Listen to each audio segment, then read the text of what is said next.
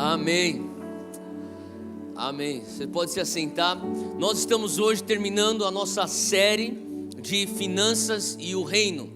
Nós, para quem não sabe, talvez você seja um visitante aqui ou novo aqui, nós estamos numa série. Essa série durou 4 semanas, são 4 domingos. De vez em quando nós tomamos umas 4 semanas ou 5 domingos para realmente parar e analisar o que a Bíblia diz acerca de finanças no contexto do reino de Deus. Então nós estamos justamente nessa série. Então se você está pegando essa mensagem pela primeira vez, ou uma mensagem da nossa série, nós já estamos fazendo isso há 3 semanas, então tem um contexto para isso, mas você é mais do que bem-vindo a estar entrando nisso junto com a gente. E se você puder, vai lá no nosso canal no YouTube, você consegue assistir as outras 3 mensagens prévias a essa aqui. Mas nós realmente queremos escutar aquilo que Deus tem para falar sobre finanças. E eu sei que é um tema que é um pouco controverso, um pouco polêmico, mas justamente por conta disso é importantíssimo nós olharmos para a Bíblia e falarmos: Deus, o que a Bíblia diz? Nós queremos descobrir o que a Bíblia diz acerca de finanças e o reino.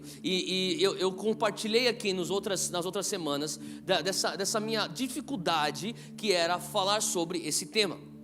E eu fui confrontado pelo Espírito Santo, porque eu falava: Deus, eu faço de tudo menos falar de dinheiro. Não me peça, por favor, Deus, falar de dinheiro é um tema muito controverso, muito polêmico, eu não quero me envolver com esse negócio. Por favor, Deus, não, eu faço qualquer outra coisa menos isso. E o Senhor me confrontou e na verdade eu comecei a perceber que eu carregava o temor dos homens dentro de mim. E na verdade você não tem escolha, você acaba sendo guiado por uma dessas duas forças. Ou você vai guiar e pautar a tua vida debaixo do temor de Deus, ou do temor dos homens. O que significa você ser guiado pelo temor de Deus versus temor dos homens? Ser guiado pelo temor dos homens significa que você valoriza mais a opinião das pessoas ao teu redor, dos homens ao teu redor, do que a opinião de Deus acerca da tua vida. Eu estava muito preocupado com o que as pessoas iam pensar de mim, se eles iam me categorizar como aqueles outros lá, e eu estou tentando provar que eu não sou que nem aqueles outros lá. E o Senhor falou assim: não, você não precisa se preocupar com isso. Eu quero que você seja guiado pelo temor de Deus. Amém? Na verdade, se você quiser pregar a Bíblia, não tem como você evitar o tema de finanças. Só no Novo Testamento há 250 menções diretas acerca de dinheiro.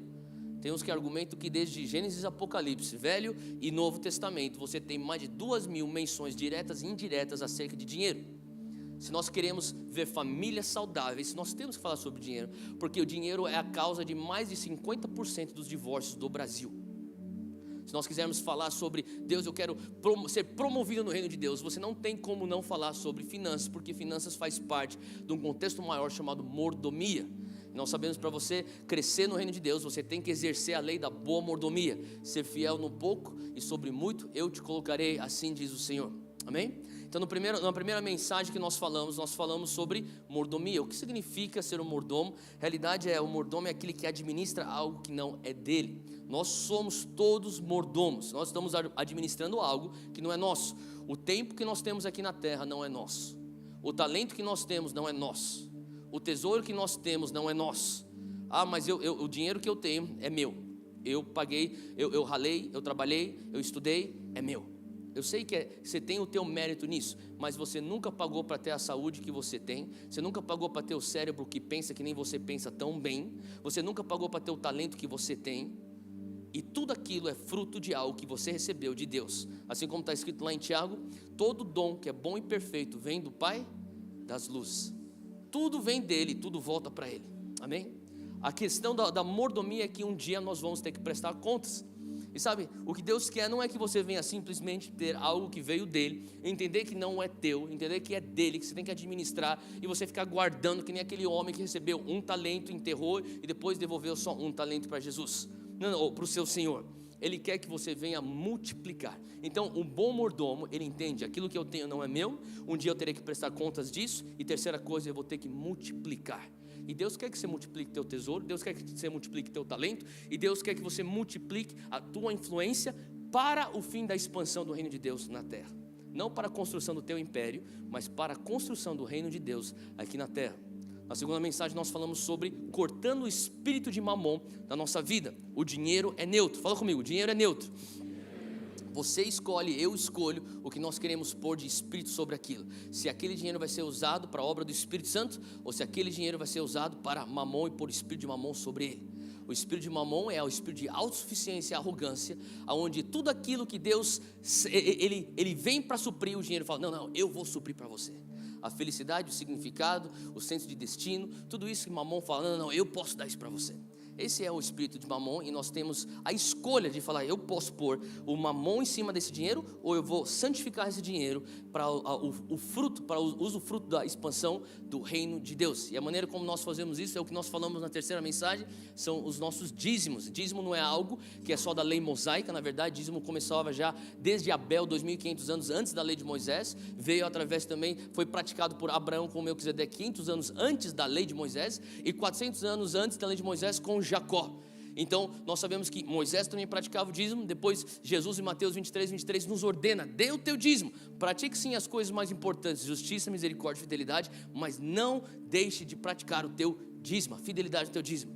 Depois mais tarde também o autor de Hebreus fala, homens recebem o teu dízimo, mas aqui nessa terra, mas é Jesus que recebe lá no céu. Então nós sabemos que o dízimo ele é bíblico, e o dízimo é uma bênção. Fala comigo, o dízimo é uma bênção. O dízimo é uma bênção porque ele é um artifício, que é uma vacina. Na verdade é como se fosse uma vacina que você toma todos os meses contra a tua autossuficiência e tua arrogância. É a prova. Será que 90% com a bênção de Deus vai mais longe do que 100% sem a bênção de Deus? Nós falamos sobre isso semana passada, e hoje nós vamos falar sobre generosidade. Fala comigo, generosidade. Nós temos o DNA de generosidade. Fala com quem está do teu lado, você é uma pessoa muito generosa. Talvez você nem conheça essa pessoa, e você está falando uma coisa que você nem sabe, mas deixa eu falar uma coisa. Se você está em Jesus, você já tem o DNA de generosidade.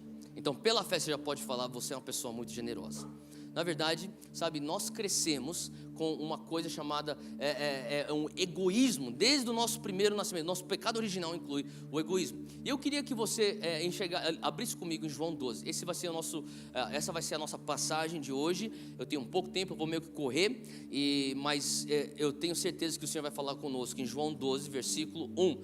Acompanha aí comigo, fala assim, João 12, 1. Foi, pois, Jesus 6 dias antes da Páscoa a Betânia, onde estava Lázaro, o que falecera e a quem ressuscitara dos mortos.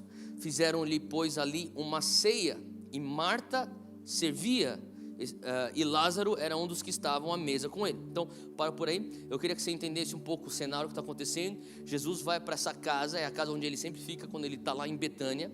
É a casa de 3 pessoas que nós já conhecemos: Marta, Maria e Lázaro. Eles são família, eles são irmãos. Então os 3 são irmãos, e para variar, Marta está servindo o jantar. Ela era aquela pessoa que sempre estava ocupada servindo, e eu creio que Maria devia estar sentada na mesa de jantar. E fala aqui que Lázaro estava sentado também na mesa de jantar. Agora, é importante saber que isso está acontecendo 2 meses após aquele episódio famoso, que foi a ressurreição de Lázaro. Vocês lembram que Lázaro tinha morrido? Ele estava, na verdade, estava prestes a morrer, e as irmãs mandaram notícia falando: Jesus, vem rápido, vem orar pelo nosso irmão. E Jesus chega 3 dias depois da morte de Lázaro, e elas se queixam falando: Jesus, se o Senhor tivesse chegado antes, quem sabe o Senhor poderia ter evitado essa morte. Mas Jesus vai lá e ele ressuscita Lázaro 3 dias depois da morte dele. Vocês lembram dessa história? Tá. Então é essa família que a gente está falando, e eu queria que você entendesse, isso aqui 2 meses depois, daí acontece justamente essa cena que nós estamos para ler. Continuando aqui no versículo 3, diz que então Maria, tomando uma libra de unguento de nardo puro, assim como a gente acabou de cantar aqui no louvor, a música sobre o nardo, uma libra de unguento de nardo puro de muito preço, ela ungiu os pés de Jesus e enxugou-lhe os pés com os seus cabelos, e encheu-se a casa do cheiro do unguento. Então um dos seus discípulos, Judas Iscariotes, filho de Simão, o que havia de traí-lo, disse: por que não se vendeu este unguento por 300 dinheiros, ou o salário de 1 ano, e não se deu então o dinheiro aos pobres? Ora, ele disse isso não pelo cuidado que tivesse com os pobres, mas porque era ladrão, e tinha a bolsa e tirava o que ali se lançava. Olha a resposta de Jesus. Disse, pois, Jesus: deixai-a, para o dia da minha sepultura ela guardou isto, porque os pobres sempre os tendes convosco, mas a mim nem sempre me tendes. Há mais ou menos 7 meses atrás, eu não tinha a mínima noção do que estava prestes para acontecer na minha vida. Quer dizer, eu tinha, mas não tinha. Eu estava prestes a ser jogado para dentro do mundo de bebês. Meu filho tem 7 meses de idade. E eu pensei, legal, vou ser pai pro resto da minha vida, e vai ser legal, um dia isso acontecer mesmo, que bom que aconteceu agora, e vamos que vamos. Mas eu não tinha a mínima noção que eu seria completamente submerso nesse mundo. E agora, para todo lugar que eu olho, tem coisas de bebês. Quem são os pais aqui? Quem são pais aqui? Tá? Você sabe o que eu estou falando, então. Então, de repente, agora eu comecei já a entender algumas coisas de desenho de bebê. Eu não tinha a mínima noção disso. Sei que tem alguns desenhos de bebês que eles me falam que estimula demais e faz mal para a criança. Tem outros desenhos de bebês que não estimula tanto, que nem Baby Einstein. Gostaria de recomendar isso para o teu filho. E eles falaram que música clássica faz bem para o desenvolvimento da criança também. Então a gente está tocando bastante música clássica. Brinquedos que eu não sabia que eram tão caros, realmente existe. E, enfim, eu estou na sala, tem coisa de bebês. Eu vou para a cozinha, tem mamadeira de bebê. Eu vou para minha cama, eu encontro lá no meio do cobertor, tem um brinquedo de bebê. Tudo é um mundo de bebês. E eu não sei porque as pessoas pensam que agora, na verdade, elas nem perguntam como eu estou. Elas falam, e aí, Theo, tudo bem? Como está o Zeca? E sabe, elas me mandam coisas na internet como vídeos de bebês, como se eu precisasse ver mais vídeos de bebês. E outro dia, essa semana na verdade, alguém me mandou um vídeo, e talvez você já assistiu esse vídeo. É um vídeo de dois gêmeos, eu não sei se eles são gêmeos ou gêmeas, e deviam ter mais ou menos 8 meses de idade, e estão chupando uma está chupando uma chupeta, a outra está sem a chupeta. Quem já viu esse vídeo? Sabe o que eu estou falando? Tá. E daí ela está chupando a chupeta, e daí tem a irmãzinha dela, está do lado dela, e ela começa a fazer barulhos. E daí você começa a entender que ela está querendo fazer, que ela está querendo pegar a chupeta da boca da irmã. E daí a irmã está tentando bloquear. Não vem. De repente, ela puxa a chupeta e põe na dela. E de repente, agora essa irmãzinha está querendo pegar de volta a chupeta dela. E ela começa, puxa a chupeta e põe nela. E é mais ou menos, acho que uns 3 minutos disso. E fica, uma puxando da outra puxando da outra. E daí você vê os comentários. Coraçãozinho, sorrisinho. Sabe, eu estava pensando outro dia, quando que o meu filho vai falar? E qual será a primeira palavra que o meu filho vai dizer? Eu gosto de pensar que vai ser papai. A Júnia acha que vai ser mamãe. Mas eu sei que é questão de tempo que um dia o meu filho vai começar a falar, me dá. Não é verdade? Você que é pai, você sabe o que eu estou falando. E de repente vai começar, me dá. Sabe, quando eu namorava a Júnia, eu falava para ela que eu queria ter 6 filhos. E, eu sei. E eu pensava, cara, quanto mais filhos melhor. E daí as pessoas falavam, mas é caro. Eu falava, Deus vai prover. Saía sempre com o mais espiritual do negócio. Mas sabe, eu comecei a perceber que, na verdade, eu tenho um dos meus melhores amigos, ele é pastor lá em Chicago, e ele me ligou, na época do meu namoro, ele me ligou e falou assim, Theo, você deveria passar um tempo aqui em casa, vem aqui visitar e tal. E eu estava indo para os Estados Unidos, e eu estava, entre um compromisso e outro, eu tinha 5 dias livres. Eu estava pensando, o que eu vou fazer? Acho que eu vou visitar alguém, meu amigo me liga. E eu falei, cara, então eu vou passar aí 5 dias com você. E eu fui com ele, e ele tem 6 filhos. Na verdade, ele tinha 5.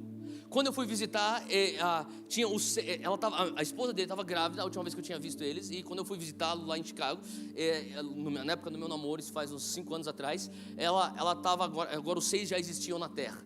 E eles estavam lá, e era na época dos playoffs da NBA. Então, quem gosta de NBA aqui? Então, eu estava assistindo os playoffs, e esse meu amigo, ele jogava basquete também, o cara é fã de basquete também, então a gente assistia playoffs, e cara, eu lembro que a gente era toda noite, então, época de playoffs, toda noite tem jogo, então, a gente estava assistindo aquele jogo, e daí tem os 6 filhos, na verdade, a mais velha ficava no quarto, porque já estava com uns 12 anos, já estava começando a ficar um pouco rebelde, então ela ficava lá no quarto sozinha, e daí os outros 5 na sala, e eu ficava lá, e de repente, de vez em quando ele tinha que levantar, fazer alguma coisa na cozinha. E quando ele saía, começava um bebê puxando um brinquedo, outro puxando de volta, e eles começavam a brigar. E por mais ou menos uns 15 minutos eu ficava, o que eu faço? O que eu faço? Eu falo, Isaiah, devolve para ele. Não, é meu. Tá bom, então fica com você. Eu não sabia o que fazer. E eu lembro que ele tem um filho dele, que ele é um dos mais novos, que o cara é o mais marrento, é o Elijah. E o Elijah, cara, ele pegava os brinquedos das outras irmãs dele e ele não devolvia. Eu lembro que de vez em quando, o meu amigo, ele estava lá na cozinha fazendo alguma coisa, e nos intervalos lá do basquete, e eles começavam a brigar, os filhos começavam a brigar.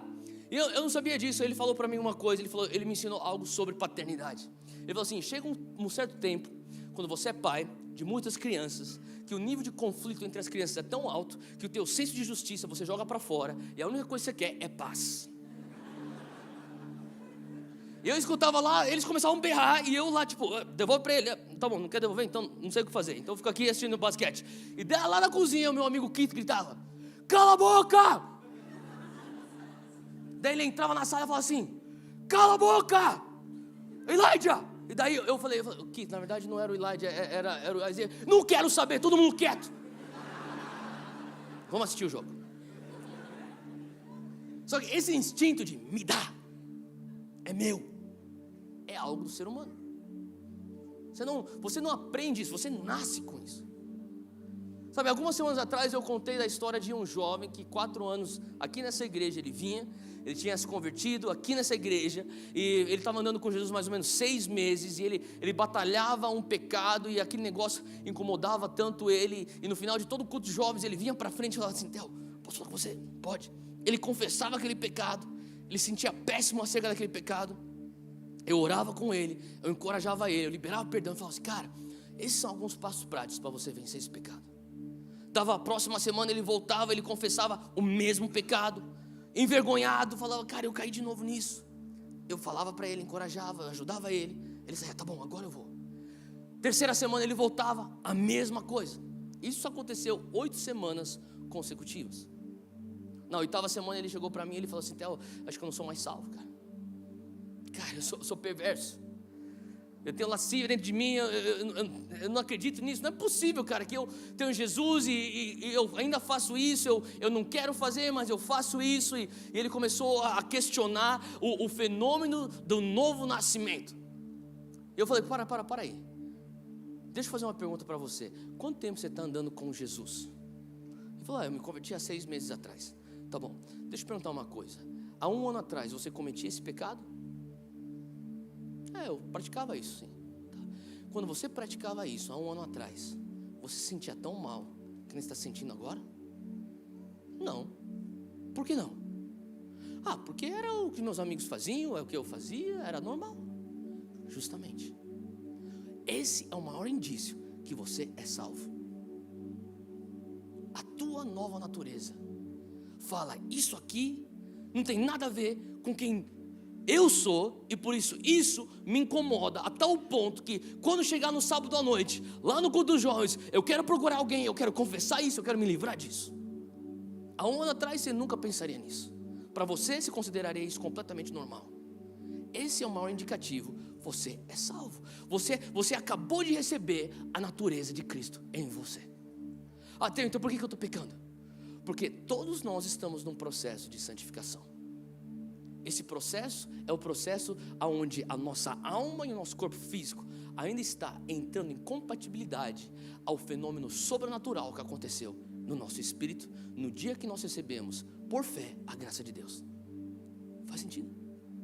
E por que eu estou falando isso? Porque talvez você está aqui e está pensando: eu não sou generoso. A pessoa que está do meu lado acabou de falar que eu sou generoso. Eu não sou generoso. Eu me sinto mais que nem esses bebês que ficam brigando por brinquedos. Mas eu falo para você: você é generoso. Se você tem Senhor Jesus Cristo como teu Senhor e teu Salvador, se o Espírito Santo faz morada em você, eu falo para você que você tem o DNA de generosidade do teu Pai Celestial. A mensagem hoje é o DNA de generosidade. Eu quero falar aqui sobre 3 aspectos de generosidade. Eu quero começar falando sobre o inimigo da generosidade. Se você está anotando, anota aí, eu tenho 3 pontos. O primeiro ponto é o inimigo da generosidade. Eu já quero começar dizendo que o inimigo da generosidade é o egoísmo. Então, se você estiver anotando, anota isso aí também. O inimigo da generosidade é o egoísmo. Agora, olha comigo o versículo 4. Diz assim: João 12, versículo 4, no nosso texto. Então, um dos seus discípulos, Judas Iscariotes, filho de Simão, o que havia de traí-lo, disse: por que não se vendeu este unguento por 300 dinheiros e não se deu aos pobres? Ora, ele disse isso não pelo cuidado que tivesse dos pobres, mas porque era ladrão, e tinha a bolsa e tirava o que ali se lançava. Disse, pois, Jesus: deixai-a, foi para o dia da minha sepultura que ela guardou isto. Para pensar comigo. Quantas vezes você já não escutou pessoas falando, ou talvez não literalmente isso, mas talvez algo do gênero: ah, mas por quê? Por que tanta coisa assim na igreja? Dá o dinheiro para os pobres. Ah, aquele fulano lá que diz que é crente, por que tanta coisa assim? Dá dinheiro para os pobres. Sabe, o que eu queria parar para a gente analisar nesse texto aqui são duas atitudes e dois corações. A primeira atitude, e o coração que eu quero focar aqui, é um coração generoso de Maria. Agora, eu queria começar falando aqui sobre Judas. Judas é esse cara que tem um coração egoísta. Judas é um cara que se ofendeu com a extravagância de Maria. E sabe, a realidade é que Judas, ele é um cara que a Bíblia fala que ele era ladrão. Então, se você for parar para pensar, Judas, ele tá naquela situação e de repente ele sem perceber, começa a acontecer isso na frente dos discípulos. Maria está sendo generosa de uma maneira extravagante. Eu não sei se se já teve alguma coisa acontecer isso na tua vida, se você conhece pessoas assim, que quando você tem algo que acontece de bom para você, algumas pessoas ficam assim: sério? E você sabe que não estão felizes com você. Sabe o que eu estou falando? Que nem, por exemplo, outro dia eu estava com meus amigos. Outro dia não, muito tempo atrás. Tem um grupo de amigos que a gente estudou junto na escola, desde pequeno. E eu conheço nós nos conhecemos muito bem. E de vez em quando a gente ainda se junta faz tempo que a gente não faz isso, mas antigamente a gente se juntava mais para botar o papo em dia e tal, e se ver. E eu lembro que nós éramos mais ou menos um grupo de 4, 5 pessoas. E um desses nossos amigos, eu lembro que ele veio para um encontro nosso. Ele falou assim: cara, você não vai acreditar, eu acabei de comprar um carro novo, você tem que ver esse carro. Está lá na garagem, está lá no estacionamento, vamos lá.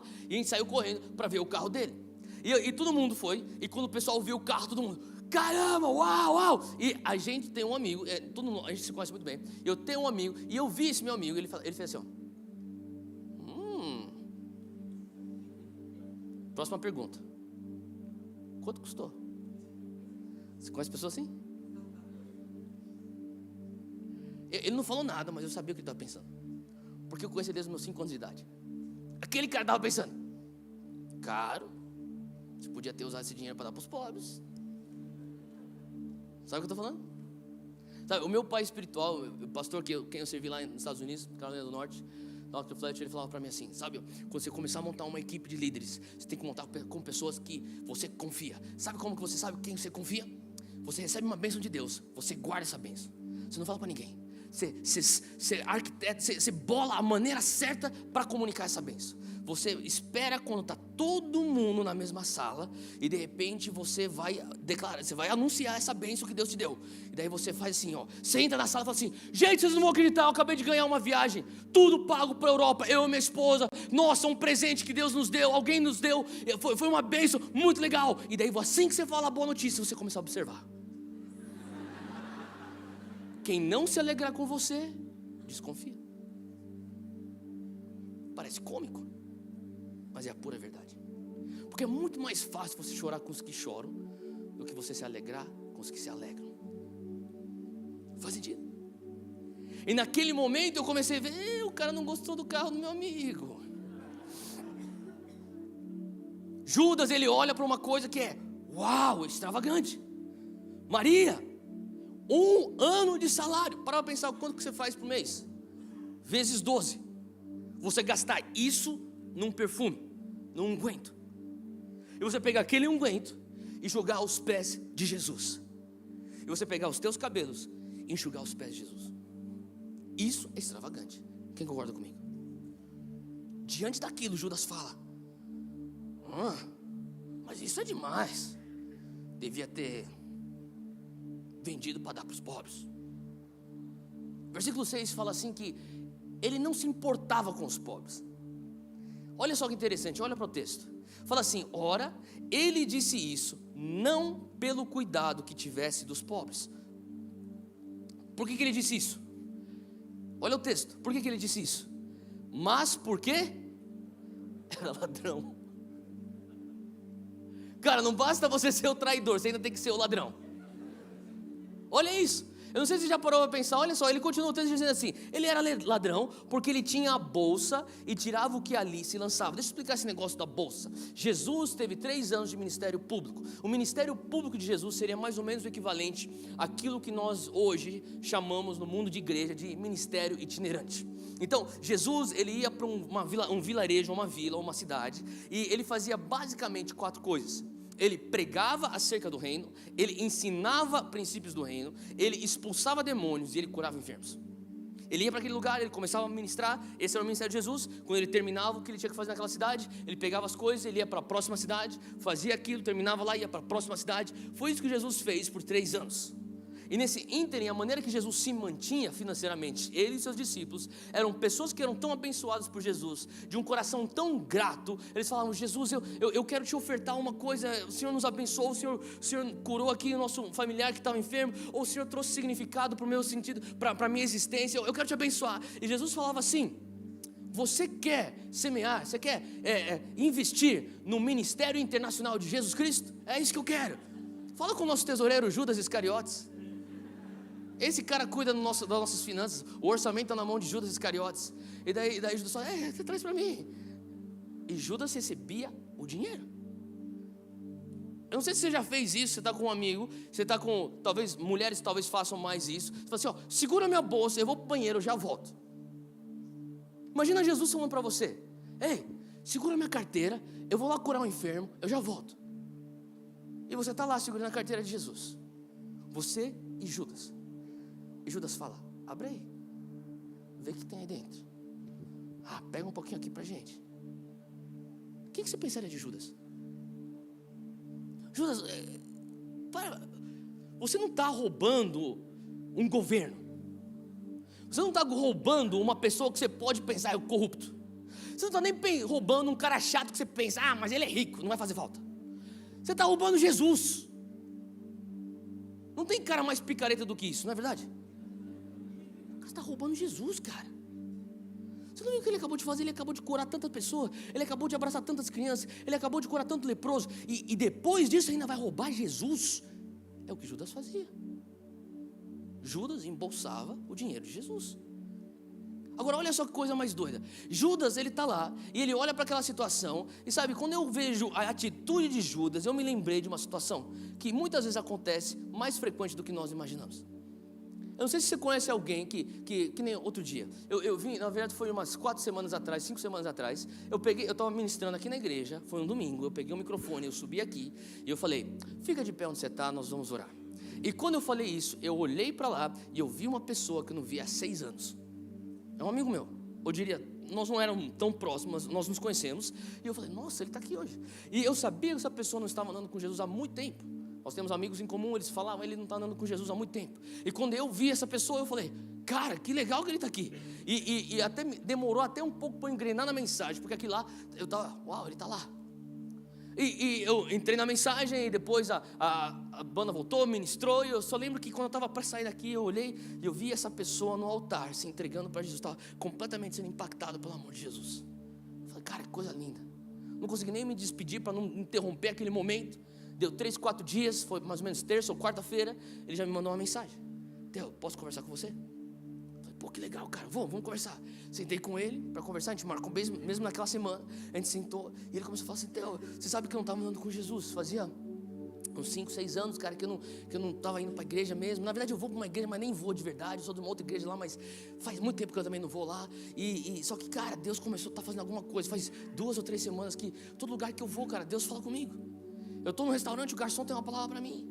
Outro dia eu parei com o meu carro, estava parado no farol, uma pessoa saiu, veio para minha janela e entregou uma palavra de Deus para mim.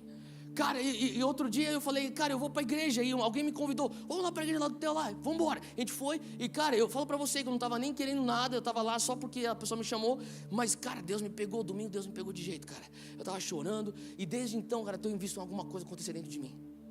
Eu falei, cara, isso é demais. O que está acontecendo? Eu falei, Jesus está te chamando, cara.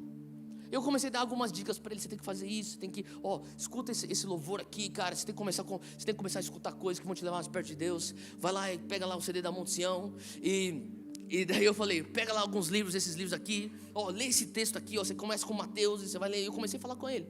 Ele, tá bom, eu vou fazer isso. E medita na palavra. Eu comecei a falar para ele o que tinha que fazer. Tá bom, eu vou fazer isso. Deu mais ou menos 2 semanas, ele me liga.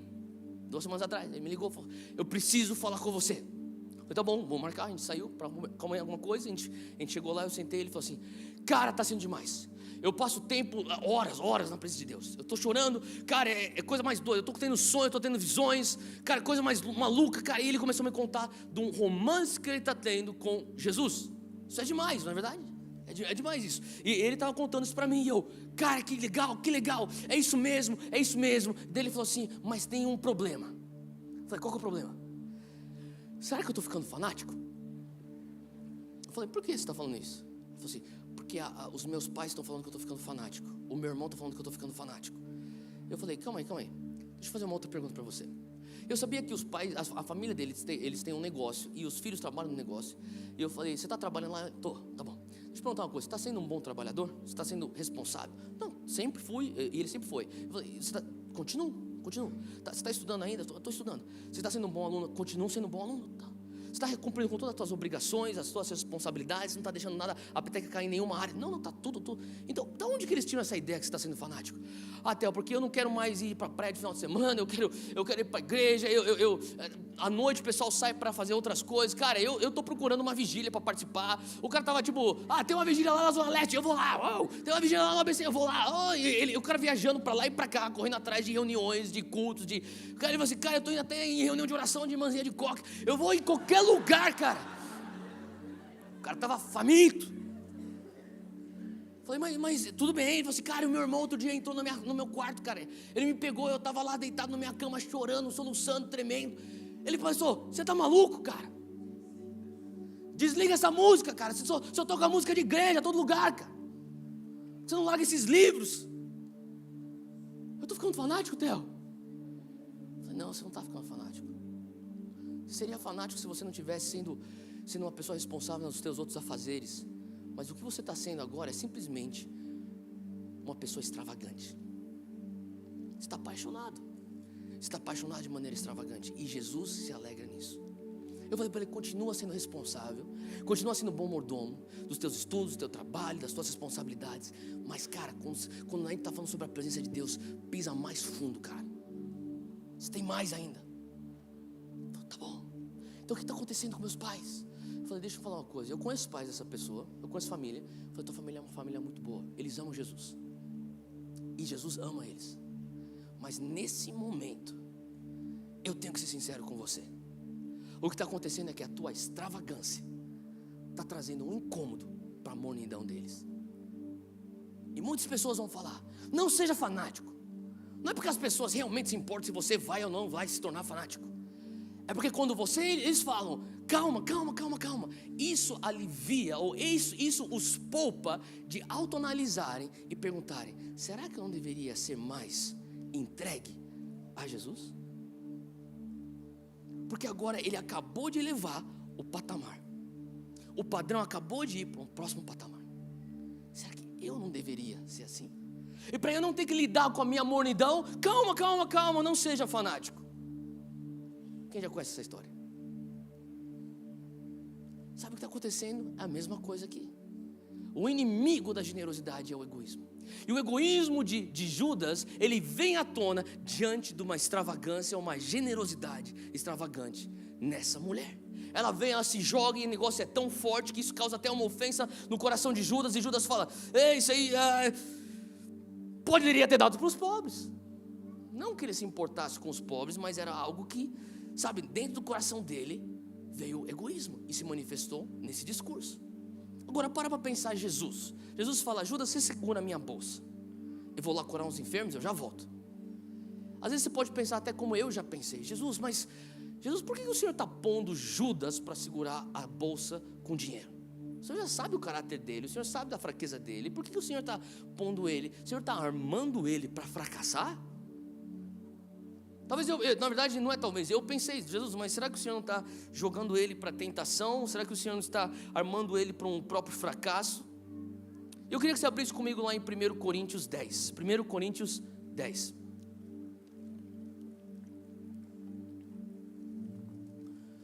Versículo 13. Diz assim, Paulo diz, não sobreveio, 1 Coríntios 10, 13. Não sobreveio a vocês tentação que não fosse comum aos homens. E Deus é fiel. Fala comigo, Deus é fiel. Você crê que Deus é fiel? Amém? Olha só como que manifesta a fidelidade de Deus. Deus é fiel no sentido que Ele não permitirá que vocês sejam tentados além do que podem suportar. Mas quando forem tentados, Ele mesmo lhes providenciará um escape para que o possam suportar. Em outras palavras, se você crê que Deus é fiel, Ele é tão fiel que não importa a situação que você está, na situação que você está, a tentação na qual você se encontra, você tem dentro de você os recursos necessários para superar e vencer. Essa é a fidelidade de Deus. Deus não vai permitir você estar numa situação onde você não consegue suportar a tentação. Então o Senhor não tentou Judas. Não, se Deus é fiel, se Jesus é Deus, Ele não tentou Judas. Então o que Jesus estava fazendo com Judas? Eu gostaria de sugerir que Jesus estava amando Judas. Que Jesus falava, Judas, está aqui a bolsa. Eu sei que você tem fraqueza, justamente nessa área. Pega a bolsa. Eu vou virar para lá. E eu vou esperar, e eu vou ter fé, e eu vou crer que você vai vencer. Tenta lá, Judas. Judas ia lá, pegava dinheiro. E Jesus fazia vista grossa. Recebia mais. Você quer ofertar para o ministério de Jesus Cristo? Está aqui, ó, fala com Judas. Judas recebia o dinheiro. Jesus continuava curando os enfermos. Jesus continuava pregando o reino. Mais ofertas? É tudo com Judas, nosso tesoureiro. Judas recebia e Jesus falava, vai Judas, vence. Eu sei que agora você vai conseguir vencer. Vai lá, não vou nem olhar, vai lá. Judas, tudo bem. Tem mais oferta? Dá aqui para o Judas. Agora ele vai vencer, vai lá Judas. O que Jesus estava fazendo? Jesus amava tanto Judas que ele falava, eu creio que quando você... Sabe, às vezes a gente tem que parar para pensar que talvez Deus acredite mais em nós do que nós acreditamos em nós mesmos. Faz sentido? E Judas, ele estava com aquela bolsa, ele estava com aquele dinheiro, e Jesus sabia, eu sei que você é fraco nessa área, mas por favor Judas, eu estou te dando agora a tua 23ª chance, por favor passe nessa prova, não fracasse, você consegue, através do teu livre-arbítrio, superar essa tentação, você vai conseguir ter vitória. E quem sabe, Jesus estava pensando, quem sabe você tem a vitória agora, isso aí vai te dar um embalo, uma autoridade para a próxima tentação, você ter mais uma vitória, e quem sabe a gente consegue reverter essa tendência, e quem sabe até o ponto aonde chegarem os fariseus e falarem, ei, aqui está 30 pratas, pela cabeça de Jesus, você já vai ter tantas vitórias, porque você teve tantas vitórias com a bolsa do ministério de Jesus nas tuas mãos, que você fala, eu não vou me vender por dinheiro. Judas, por favor, nos ajude a chegar nesse lugar, onde eu vou ter que conversar com o meu Pai e com o Espírito Santo, e falar, ele não vai ser o traidor. Nós temos que escolher através da soberania, nós vamos ter que escolher uma outra pessoa para ser o traidor, porque ele amava tanto Judas. Faz sentido? Mas Judas naquela situação, ele começa a trazer à tona, sabe, deixa eu falar uma coisa, toda vez que você for generoso, você vai começar a trazer à superfície, ao teu redor, pessoas que serão generosas ou pessoas que serão egoístas. E muitas vezes, aquilo que pessoas vão considerar, isso aqui é extravagante demais. Extravagante demais para muitas pessoas é mais do que elas têm. Não tem a ver com valor. Algumas pessoas, R$2 é extravagante demais. Para algumas outras pessoas, R$2 milhões é extravagante demais. Não tem a ver com valor, tem a ver com o coração. Faz sentido? O inimigo da generosidade é o egoísmo. E Judas começou a mostrar isso. Agora, eu queria que você parasse um pouquinho aqui e voltasse para agora para o segundo ponto, que é a extravagância. Nós estamos falando sobre extravagância, a extravagância da generosidade. E eu vou falar um pouco mais sobre isso. Mas antes eu quero só esclarecer algo.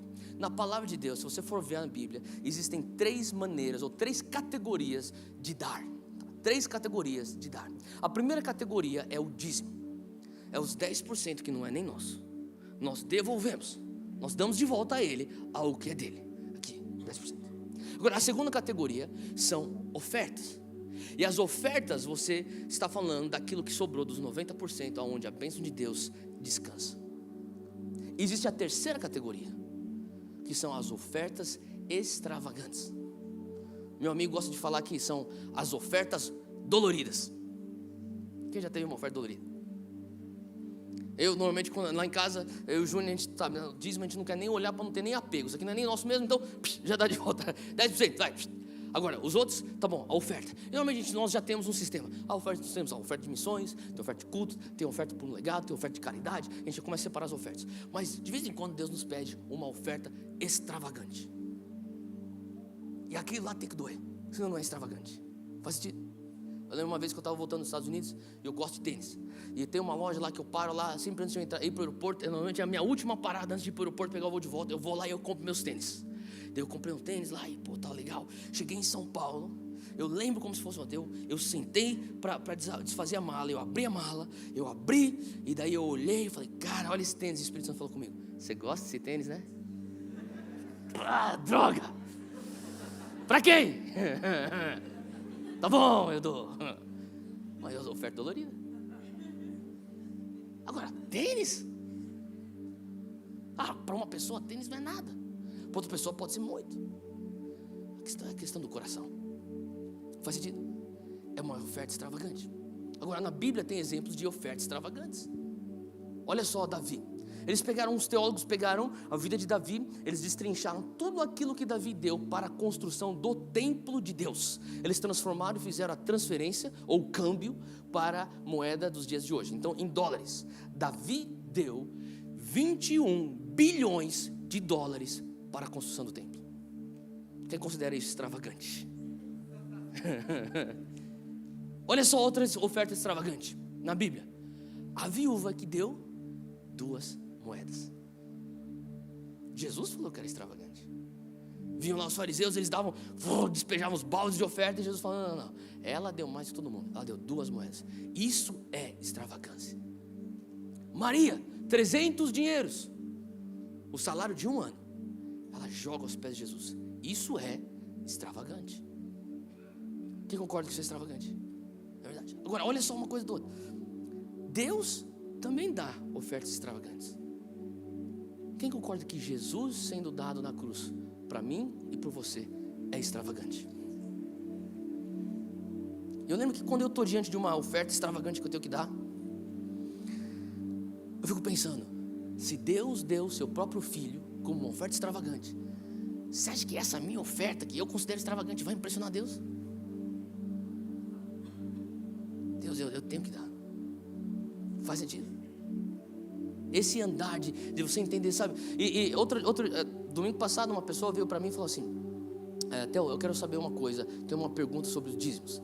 Ela falou assim, eu posso dar 5% de dízimo aqui, e depois eu vou dar 5% de dízimo numa outra organização que eu gosto muito, que me abençoa bastante? Ou se não, eu estava pensando numa outra opção. Na verdade, eu posso dar 3% do meu dízimo aqui, daí tem 3% que eu daria para uma outra organização que eu gosto muito. Eu tenho uma outra organização que eu gosto muito também, que me abençoa bastante, eu dou 3% lá. Tem um outro lugar lá que eu vou dar 1%. Eu falei, eu posso fazer isso? Eu falei, então, deixa eu explicar uma coisa. Dízimo é 10%. Então, 5 mais 5, 10. 3 mais 3 mais 3 mais 1, 10. Eu falei, não, eu entendo. Eu sei que é 10. Mas deixa eu só fazer uma pergunta. Se Jesus chegasse para você e falasse assim, aqui está o meu carro, fica com você agora, depois você me devolve. E no tempo que você está cuidando do carro de Jesus, que um dia ele vai pedir para você devolver, alguém fala assim, ei, estou precisando de uma roda. Aqui uma roda, daqui, arranca essa roda aqui. Estou precisando de um som. Arranca o som daqui, leva lá para o teu carro. Você acha que isso é certo? Não. Por que não é certo?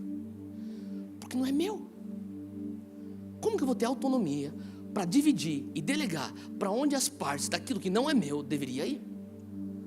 Eu não posso fazer isso.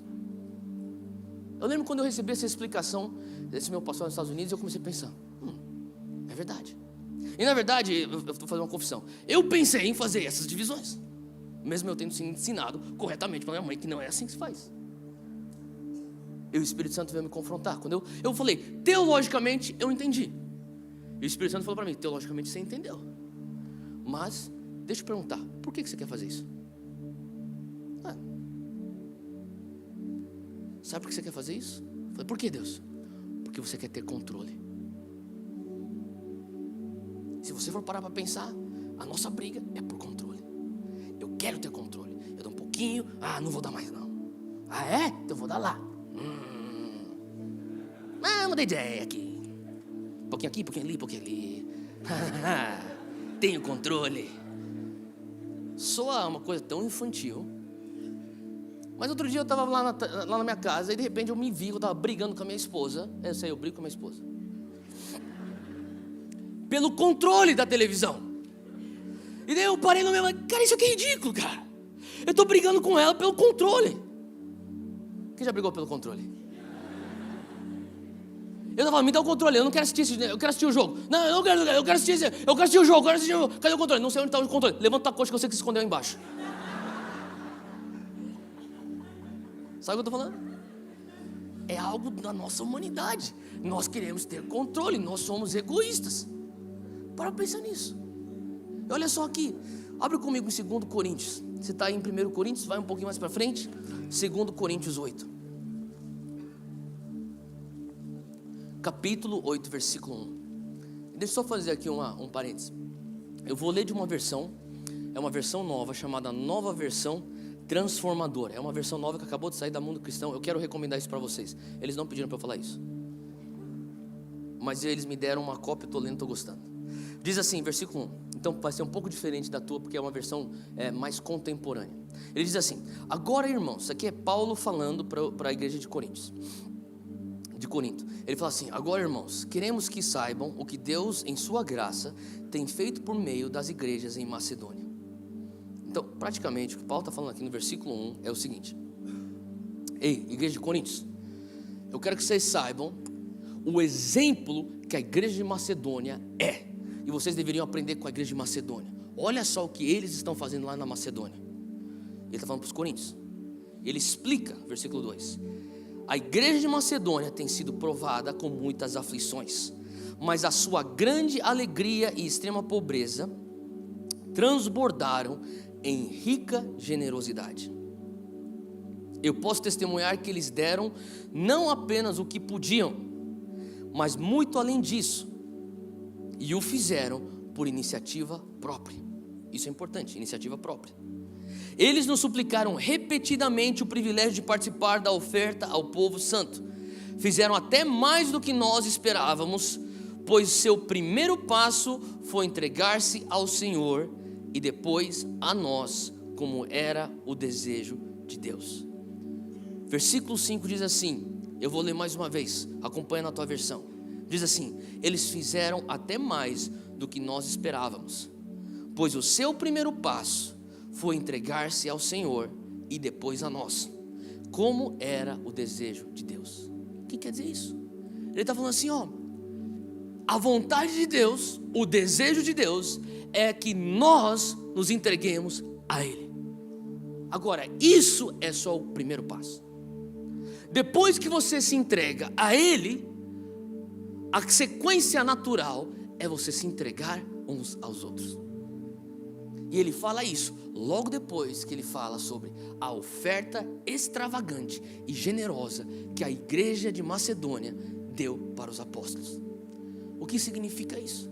Significa que o Senhor está nos ensinando, se você realmente fala, eu me entrego ao Senhor. Deixa eu te falar uma coisa, se você fala, é que nem a pessoa que fala, eu amo a Jesus, mas não ama o corpo de Cristo. Aí você fala assim, cara, eu amo só a cabeça, o corpo não quero, eu só quero só a cabeça. Não existe isso. Se você falar assim, eu me entrego ao Senhor Jesus, não tem como você se entregar ao Senhor Jesus sem você começar a viver de uma maneira generosa e extravagante com as pessoas ao teu redor. Faz sentido? Então a primeira coisa é o inimigo da generosidade, é o egoísmo. A segunda é a extravagância da generosidade. Repita comigo, o prazer de Deus é que eu venha entregar-me a Ele e que eu venha exercer uma generosidade extravagante. Amém? Terceiro ponto, quero terminar com isso aqui. A recompensa da generosidade. A recompensa da generosidade. Marcos 14:9, abre comigo. Sei que nosso tempo já está estourando, mas Só me dá só um pouquinho mais, eu vou terminar agora. Marcos 14, 9. Em verdade vos digo, isso aqui é Jesus falando, Marcos 14, 9. Ele fala assim: em verdade vos digo que em todas as partes do mundo, onde este evangelho for pregado, também o que ela fez, ele está se referindo agora justamente àquilo que Maria acabou de fazer lá no texto de João 12 que nós lemos. Ele fala assim: em verdade vos digo que em todas as partes do mundo, fala comigo, isso inclui o Brasil. Amém? Amém. Onde esse evangelho for pregado, também o que ela fez será contado para a sua memória. Você parou para pensar que esse versículo de Marcos está se cumprindo agora? 2000 anos depois, num país chamado Brasil, longe do Oriente Médio, onde tudo aquilo aconteceu, nós estamos cumprindo aquilo que Jesus já profetizou. Em verdade vos digo, aonde for esse evangelho pregado, essa história vai ser contada. Qual que é a recompensa da generosidade? Memória. Essa mulher não quis, ela não pensou assim: eu vou jogar esse perfume de 1 ano nos pés de Jesus, porque eu quero ter meu nome sendo pregado pelos púlpitos ao redor do mundo, pelos próximos milhares de anos. Ela não tinha nem noção disso. Ela fez, e deixa eu só explicar a diferença entre egoísmo e generosidade. Egoísmo é você querer dar algo esperando algo em troca. Isso é egoísmo. Generosidade é você dar sem esperar nada em troca. E essa mulher foi generosa, ela não esperava nada em troca, ela não esperava nenhuma recompensa. Aquele momento era tipo: Jesus, eu quero fazer isso, eu quero ser generosa, de maneira extravagante. E Jesus fala assim: a tua recompensa vai ser memória. Todo lugar que as pessoas escutarem este evangelho de Jesus Cristo, elas vão falar de você. As pessoas vão saber quem você é. Sabe, eu comecei a pensar sobre essa questão de memória. Sabe, eu comecei a imaginar, eu lembro quando eu era criança, de vez em quando até hoje, quando eu estou no meio de pessoas mais velhas que são japonesas. De vez em quando algumas pessoas mais velhas japonesas vêm e perguntam para mim: você é neto do Hayashi Sensei? Do meu avô? Sou. Teu avô, eu já sei que eles vão começar a falar. Teu avô me ajudou uma época lá, teu avô me deu. E eu sei, toda vez que eu estou com um bando de japonesada velha, alguém vai falar do meu avô. Que o cara era o cara. Que ele ajudava as pessoas. E sabe o que eu fico pensando? Será que o meu neto, será que o teu neto, os teus bisnetos, vão ser parados nos lugares e falar: eu tenho memória da generosidade do teu avô. Eu tenho memória da generosidade do teu bisavô. Faz sentido. Eu lembro que eu estava na casa, eu vou até falar, do tio Yoshiaki, que é um dos nossos presbíteros. Eu estava lá brincando lá com os filhos do tio Yoshiaki, que são meus amigos, e eu estava lá, eu era criança, e eu estava lá mais ou menos 3 dias já dormindo lá na casa deles. E a mãe do tio Yoshiaki estava lá, é a Bachan. Sabe o que é Bachan? Tá? Fala comigo, Bachan. Isso é avó em japonês. Você acabou de aprender uma palavra nova. Fala comigo, Ji-chan. Isso é avó. Fala comigo, Banzai. Isso é viva. Bom, enfim, eu estava lá na casa lá do tio, eu estava lá brincando lá com meus amigos, e de repente eu não sei se foi o próprio tio Shaki ou se foi a tia Tami, chegou e falou assim em japonês: esse aqui é neto do Hayashi Sensei. Ela olhou: honto, né? Hayashi Sensei, honto? Eu só escutei: Teohiro. Ela bem já idosa, ela levanta. Falei: o que ela vai fazer agora? Ela levanta, foi pra cozinha, pegou um copo d'água e trouxe pra mim. Eu já estava lá 3 dias. Ela trouxe pra mim e começou a falar muitas coisas em japonês. E eu não entendo japonês, mas eu já sabia que ela estava falando: o teu avô é o Hayashi Sensei, o teu avô. E eu agradeci. E eu fiquei pensando. Na verdade, não pensei na hora, mas hoje eu penso: será que o meu neto um dia vai experimentar isso? Memória. Agora, olha a coisa doida. Você pode perguntar: tudo bem, eu entendi que é memória, mas por que essa mulher foi ser tão extravagante com Jesus? João 12 diz que ela estava sentada, ceando na sua casa. Marta, sua irmã, estava servindo. Jesus, com seus discípulos, estavam comendo.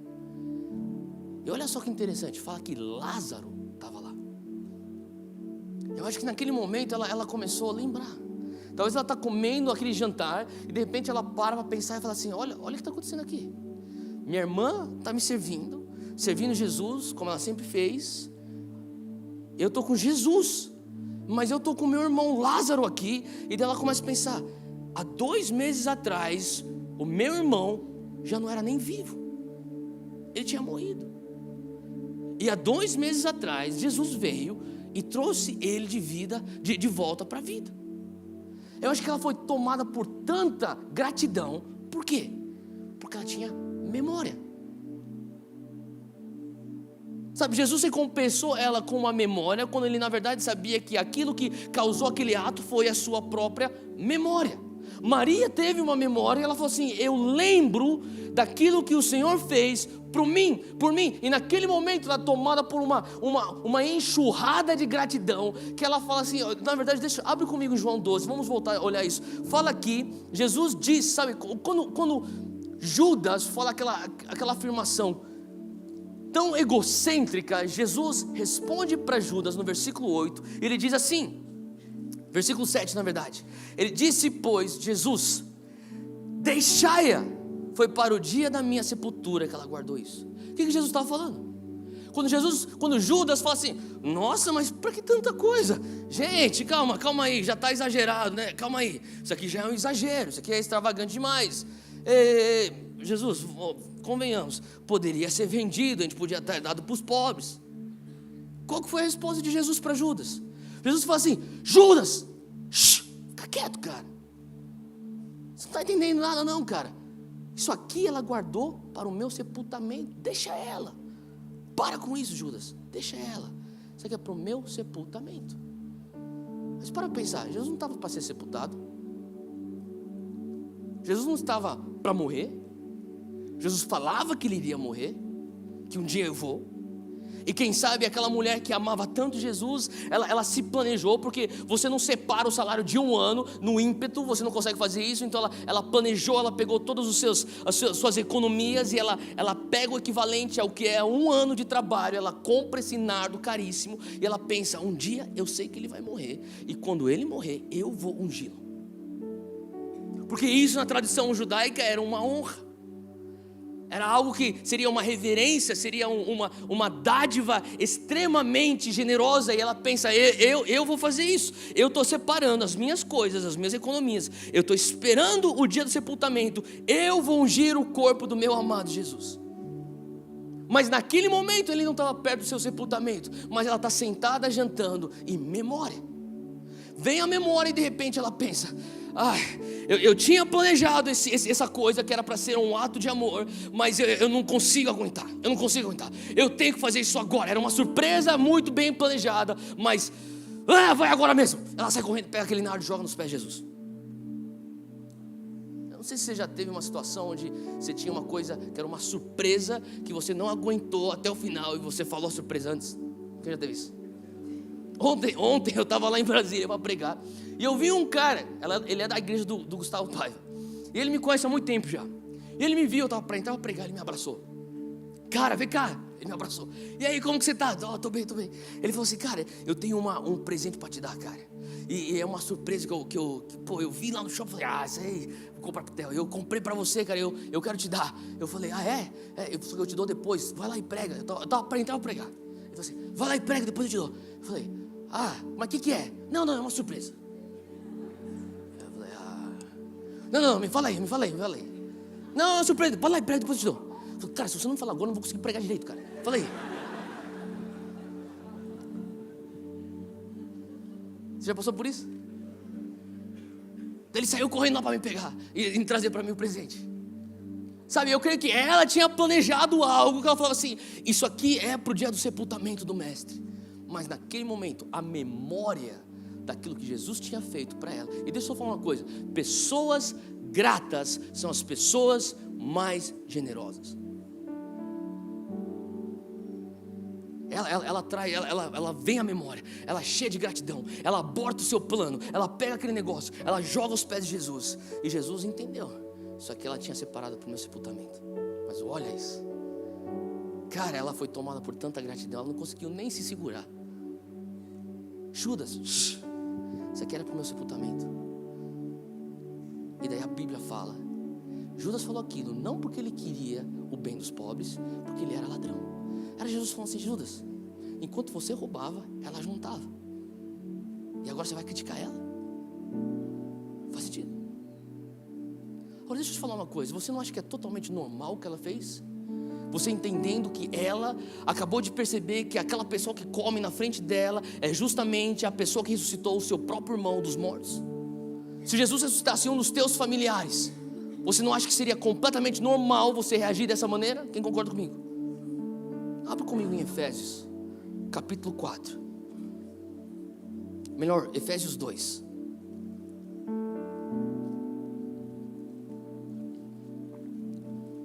Versículo 4. Paulo diz algo muito importante. Ele diz assim: mas Deus, que é riquíssimo em misericórdia, pelo seu muito amor com que nos amou, estando nós ainda mortos em nossas ofensas, nos vivificou juntamente com Cristo, pois pela graça sois salvos, e nos ressuscitou juntamente com Ele, e nos fez assentar nos lugares celestiais em Cristo Jesus. Repita comigo agora: estando eu ainda morto nas minhas próprias ofensas, Jesus me vivificou e me ressuscitou juntamente com Ele, e me fez assentar com Ele nos lugares celestiais. E se eu te dissesse que você pode ser grato porque Ele ressuscitou você dos mortos, os teus amigos dos mortos, os teus familiares dos mortos, e uma extravagância generosa é nada mais do que uma reação completamente natural. Ele fala, a recompensa dessa generosidade é memória. Mas por que ele faz isso? Porque ele quer trazer uma glória a uma mulher? Porque ele quer que nós venhamos adorar Maria? Não, é porque ele entendeu, isso aqui é o gatilho. É o gatilho do quê? De um ciclo de generosidade. Porque quando você pensa naquilo que Maria fez, você pensa, o que é que ele fez por mim? E quando você traz à memória aquilo que ele fez por você, você é cheio de gratidão. E quando você é extravagante para Jesus, outras pessoas podem ter momentos de milagres na presença deles, que mais tarde se tornarão memórias, que mais tarde se tornarão gatilhos de gratidão, que mais tarde serão a expressão das suas próprias generosidades para perpetuar esse ciclo. Faz sentido? Sabe, eu creio que Deus nos chama como igreja Monte Sião. Sei que você talvez esteja nos visitando, mas deixa eu te falar uma coisa. Eu, como pastor da Monte Sião, uma das minhas orações é que nós venhamos ser extremamente generosos, que nós venhamos ser generosos de uma maneira extravagante. Eu tenho tido a oportunidade de pregar em diversas igrejas. Eu falo para você, eu vou para algumas igrejas, e eu nunca faço isso por dinheiro, mas eu vou para algumas igrejas que eles são tão generosos comigo que eu fico constrangido. Eu fico constrangido e meu pensamento é, cara, o que eu posso fazer por vocês? E eu sei que eles não estão fazendo isso para esperar algo em volta de mim, porque eu não tenho muito para dar para eles. Mas também eu vou para algumas outras igrejas, e deixa eu falar que isso não tem nada a ver com a condição monetária das igrejas, porque as coisas que você pode pensar, essa igreja deve dar uma boa oferta, não segue uma regra. Eu já fui para igrejas onde eles falam, ô pastor, passa lá na cantina e pega lá uma esfirra para você, obrigado por ter passado aqui. Eu falo para as pessoas que saem para ministrar daqui, que saem para ministrar, a gente nunca faz por dinheiro, mas de vez em quando é bom você receber honra, porque a própria palavra diz, honrar é para quem a honra é devida, e o trabalhador é digno do seu salário. Eu falo para você, sabe, quando você honra, quando você é grato, você causa, sabe, eu falei que egoísmo é você dar esperando algo em troca, mas você também não pode impedir que Deus não te galardoe. Hebreus 11, abre comigo aí, Hebreus 11, versículo 6. Eu termino com esse versículo. Diz assim, ora, sem fé é impossível agradar-lhe, porque é necessário que aquele que se aproxima de Deus creia que Ele existe e que é galardoador daqueles que o buscam. Se você crê que Ele existe, automaticamente você tem que crer que Ele galardoa aqueles que o buscam. é a natureza dele galardoar. Se você for analisar a palavra galardoar, no grego original você tem dois significados. Um significado é a recompensa devida, mas tem um outro significado que é a recompensa com extravagância. E o autor de Hebreus usa justamente essa. Ele recompensa com extravagância aqueles que o buscam. Você não consegue fazer nada, você não vai conseguir impedir Deus de te galardoar. Você não consegue impedir Deus de te recompensar. Mas ao mesmo tempo você tem que guardar teu coração, para que você não venha ser generoso esperando algo em troca. Faz sentido? Quando você traz a memória, você é grato, você é generoso, você fala: Deus, eu deixo com que o Senhor me galardoe da maneira como o Senhor quer.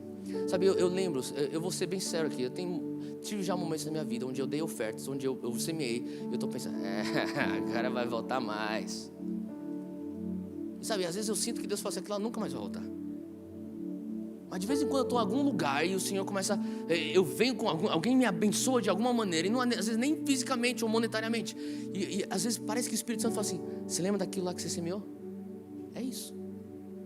Tem algumas sementes que vão ser que nem uma horta, na hora volta.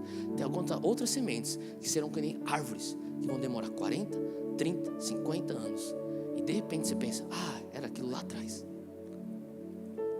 Mas contanto que nosso coração esteja voltado a uma recompensa, Deus, eu sei que o Senhor recompensa. O Senhor é o galardoador. Eu vou ser grato, eu vou ser generoso. Faz sentido? Levanta onde você está, eu quero orar com você.